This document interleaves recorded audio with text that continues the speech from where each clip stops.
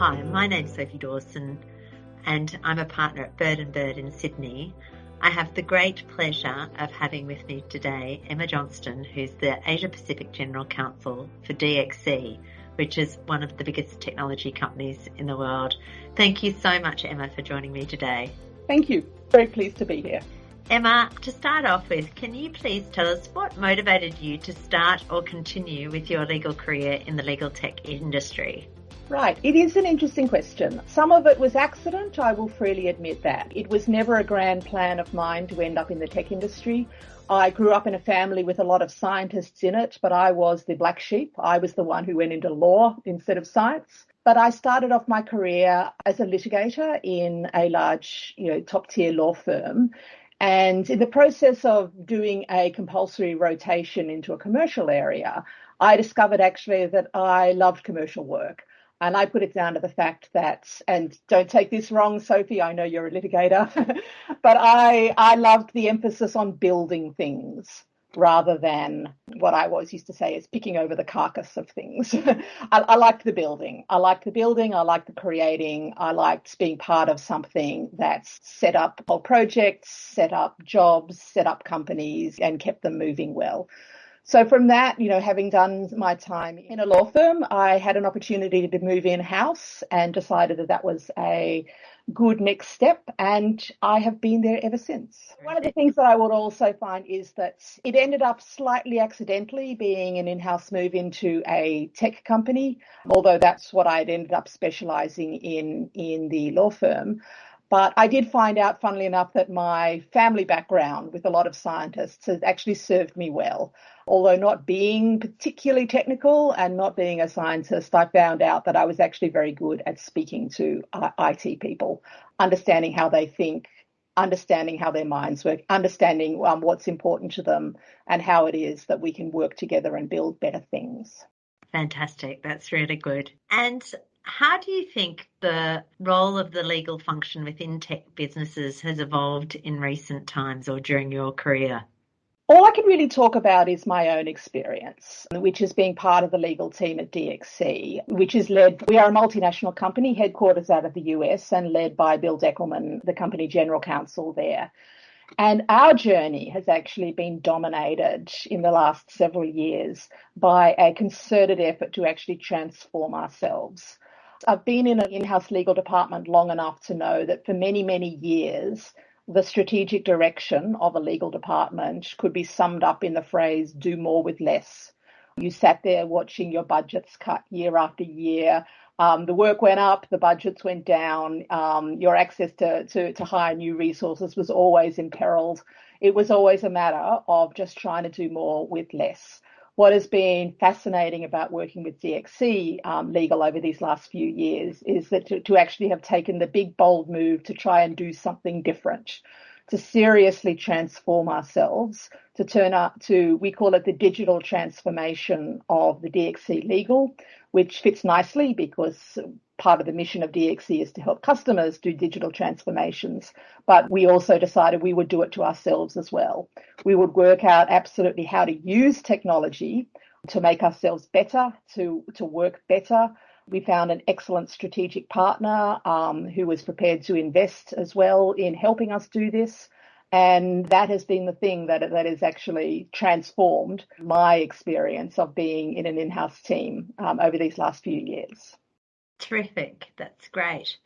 Based on your experience, what skills does a legal leader need to have to make a real impact in the tech industry? Right. One needs to have the skills that you would expect. Less about actual law. I mean, don't get me wrong, you kind of do need to know the law. But really, it is about being able to think strategically, being able to work with people, being able to manage people, listen to them, to be able to think quickly, to be able to find good people in your team and then let them do their job. Give them the freedom to use their skills, try to clear as many blockages out of their way that you can. Don't get in the way of them doing great things, just help steer them.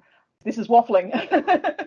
No, it's not waffling at all. I think that's all incredibly important. In fact, what you're saying is resonating with me in relation to work in a legal firm too. I think it's very similar, that it's all about supporting and motivating smart people to identify and achieve the right results. So Yeah. no, what you're saying makes perfect sense, Emma. And I think it's one of those things that it's worthwhile repeating often. Yes.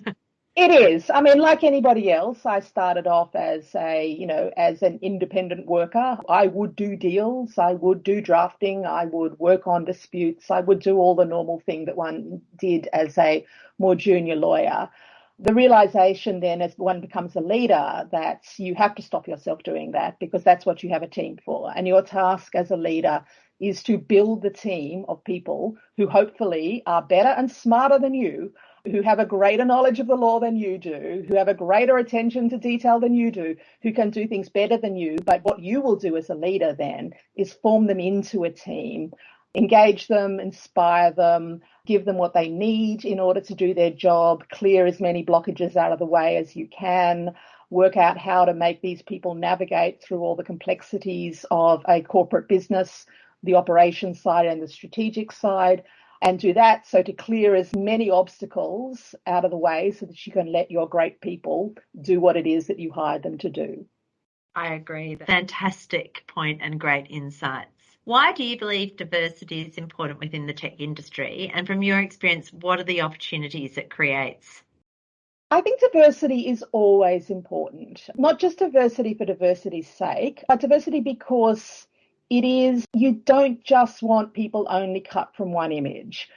So in many ways, by being a woman in the IT industry, I'm already diverse, right? It's no secret that the IT industry does have a heavy male tendency in the IT industry. So by being a woman and a senior woman, what's more, I am already considered part of that diversity. But I know what I bring in terms of different thinking, but I also see it then in my own team members as well. It is, as a manager and as a leader, it is often tempting just to hire in your own image. When you're looking around for people to build a team with, there is a default to finding people who look just like you. But I have learned over the years, it's just broaden it out, take some chances, look for some different people. It's amazing then what you can find and how that they can then contribute to a team. In the last year, I've actually expanded my role to include the whole of the APAC region. For many years, formerly, I was just concentrating on ANZ.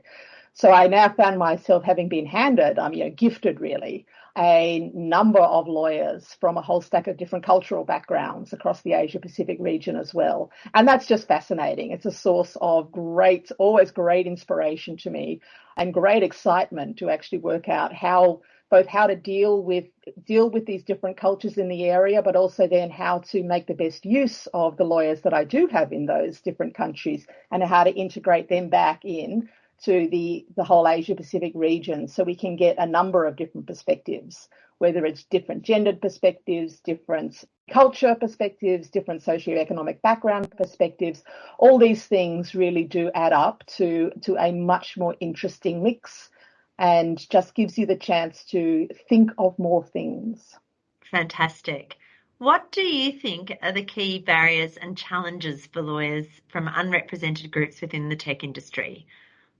What diversity initiatives have been most effective in your experience? Here within the legal team at DXC, we're gifted already with quite a lot of diversity because we have lawyers in a large number of countries across the world.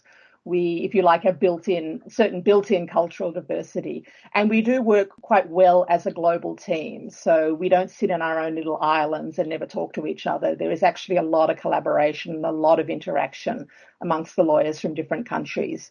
So even within my APAC region, I have a large number of lawyers in Australia, Singapore, India, China, and Japan, and plus then the occasional lawyer even in other small countries as well.